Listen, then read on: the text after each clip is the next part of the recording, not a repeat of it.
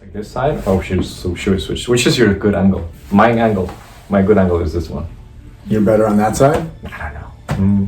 Oh, you were saying you're good at all angles. Yeah, I know, but what angle is my good angle? Yeah. Maybe this one. Well, we've already started, so yeah, please continue talking about your angle. Here we go again.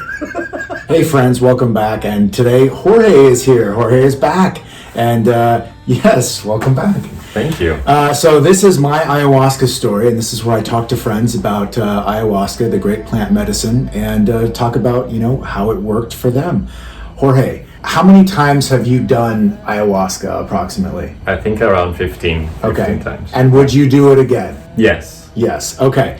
Jorge, for somebody that doesn't understand what it is, why is ayahuasca, why is it helpful to you? It's a medicine-induced awareness, and it confronts, at least from my experience, it has confronted me with my dark side and has not let him, it doesn't let you go until you face it. Yes. So it's like a hardcore therapist coming down on you and saying, we're gonna talk about this that you've been holding down and pushing down.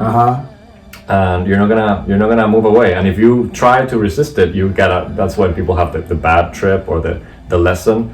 And if you just surrender and really change, then you get a great experience and you get like this beautiful sense of oneness with the universe, and which is kind of like where you want to operate, but the ego is always there resisting. So it's like an ego destroyer.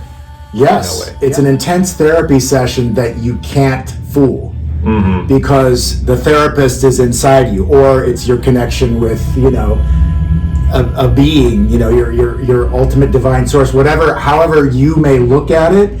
What's your take on that? So that's how I've described it to people, right? It's an intense therapy session, but you could be with a therapist for years. Yes. And we filter what we tell people because we're conscious and we're awake, and we want to tell, even if we're trying to be completely honest, we're still filtering the story. Yes. But in the ayahuasca ceremony, you can't fool, Mother Ayahuasca. You can't fool the ceremony, right? When you're in ceremony, what is your sense of who you're talking to or what's happening in the moment? Who's the therapist? If you call it the therapy, who's the therapist in your mind? Right. I've gone through kind of different theories. Mm-hmm. In the beginning, there was a point where I was like, oh, there's all these other beings that are out there that are kind of communicating with us, kind of like the Akashic record, so to speak, that train of thought. Then I thought it was oneness, God, sort of this type of idea. And then at one point I thought it was aliens communicating with us. And when your third eye is open, then you can receive the like an antenna. And now I see it more from an evolutionary perspective, where your subconscious mind that you're not aware of is producing all these things based on all your trauma, and based even on things that are encoded and inherited, epigenetically through your environment, the things that you basically got inherited by genetic from your parents, but also the environment.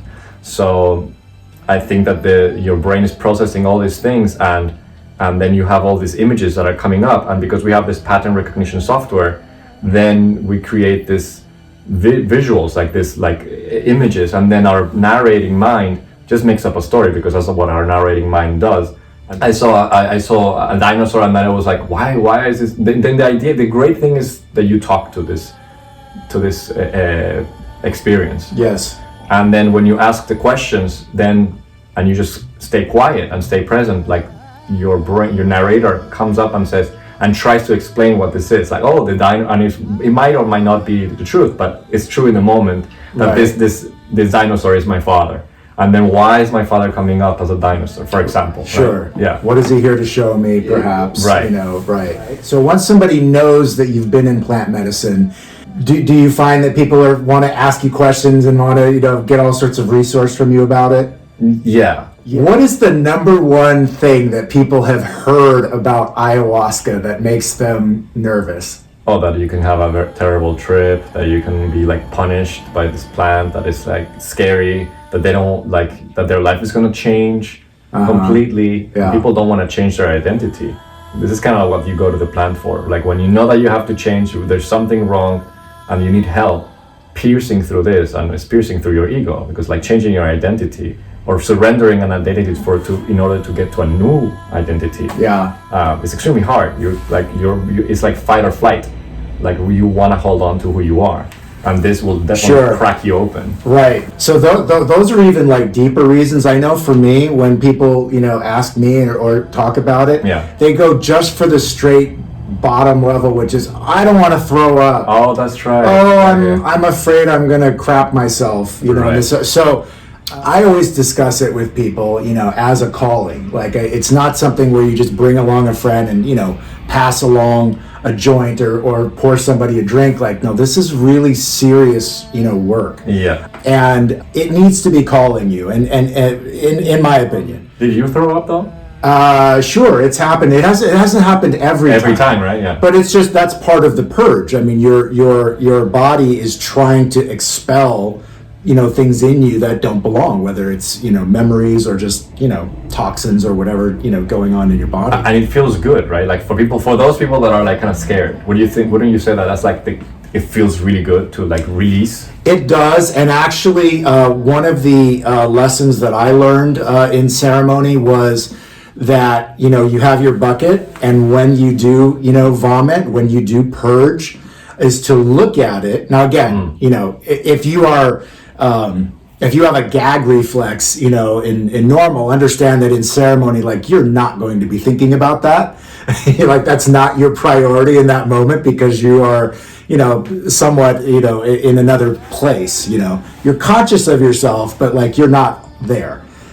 Look in the bucket and ask what it is. Ask what was released. And then that creates another dialogue with, again, your cosmic therapist, if you will, right? That was helpful to me too. Yeah. What do you think the future of ayahuasca can be? I mean, with all the research that they're doing up with MDMA therapy and psilocybin, I think it can change the world. I personally think it's the way to move forward in the world, because it's so hard sometimes for us to see things. And one thing that I forgot to say, like, yes, it's an intense therapy, but for me, one session felt like 1 year of therapy. Yes. Of 1 year of everyday therapy. Yes. With one therapist. Yes. Being committed to the thing, right? It was like, and in one day I just got like this thing, and it was a very clear what I needed to do, very clear what was wrong that I've been avoiding, suppressing, unacknowledging, right? So it was very clear. So for me, we're in a society that needs a complete reboot. Yes. Complete reboot. COVID is kind of doing this in a way. This society needs an enema. Yes, the society needs and ayahuasca could be the help. Oh man. So you talked about the like how much you cover. It's also been explained to me, and I totally agree too, is that one night of ayahuasca is like 10 years of therapy. It's like 10 years of therapy in one night, because again, you can't fool it. I believe that I'm connecting with Mother Ayahuasca, and I know that there's a definite connection, because she knows all, she sees all, she's directly speaking to me. And again, there's no fooling her. She finishes my sentences as I'm, talking with her. But again, I feel like that's much more efficient. And that's why these indigenous cultures have been doing this for all these years, because they don't need a pill. They're not waiting for Pfizer to come up with, an antidote. Are you happy? Are you sad? Take a pill. No, like this plant medicine has been around forever, and in our way, because we're such babies, we don't ever want to feel a symptom. But ayahuasca, it's like you feel everything. You can laugh, you can cry, you can sweat, you can tear, you can vomit, you can poop, you can, like every emotion and bodily ability is at play. I mean, obviously, we're big proponents of it, but I wanted to get your story. If you could say one personal gift that Aya has done for you, like was there one? Tell me one thing that it helped you resolve or see better. One thing that it helped me resolve is like when I went to ayahuasca, I was having a lot of suicidal thoughts after a breakup, not the breakup per se, but like all the stuff that the breakup brought me. Sure. So that's why the reason that I went to ayahuasca, because I was like, I didn't know what else to do. I was in a very dark place. So one thing that ayahuasca showed me, I think it was like night 1 or night 2, was that the reason that I was obsessively thinking about the suicide is because I had a friend that committed suicide, and I had not confronted that. And I admired this friend of mine very much. And I hadn't come to terms with that. And so I saw him in a vision, like as if he was like coming to me and saying like, it's okay for you to, like, please go on. And it was like this like release where I was like, I don't have to follow his footsteps because I admired him so much. And so that kind of like allowed me to say, no, that was your thing, and now I'm gonna do my thing. And I was filled with this immense love for life and this immense love for my body, for my experience, for who I am. That to me was by far the biggest lesson, to just love the experience that I'm in, because it's gonna end for all of us. Of course, yeah, at some point. And we don't have to end it ourselves. Right. Well, it's so personal, and thank you for sharing that. And that's something that I want people to understand too, whether you've been in ceremony or not, or you're contemplating it, or you're like you don't understand. Like, every journey is completely different. If you've done it 15 times, it's not the same when you're in there. Something new may happen. Some nights it's just fun. It's not even like heavy lifting for me sometimes. Every experience is deeply unique and deeply personal. And some people don't, want to share, because it is too much. But for me, I share everything, because if it helps me, it's gonna help some other people. Of course. And the other thing, for example, people watching is like, after night 2, where I went through that experience. I mean, there's so many things that happened in one night. It was that the suicide thing was one thing, but after that, the second day, I was like, I don't need ayahuasca anymore. Like, thank you. And by the way, I didn't puke for like 3 days. I did 6 ceremonies in Peru. I went to Peru to do this, and only in the last 2 experiences did I purge. The first 3, it was like.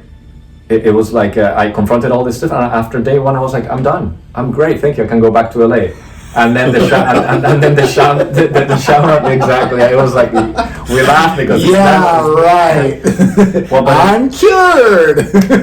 But it was true. I did feel like this connection to love. That all this. But the thing is, like, the shaman told me, like, yes, now that you're all over your trauma, now you're open and clean, and you can receive new things. Yes. Which I never thought about. And then so the next day, now that because the thing is, like, when we have trauma, it stops us from living, but it also stops us from understanding things, because we're blocked.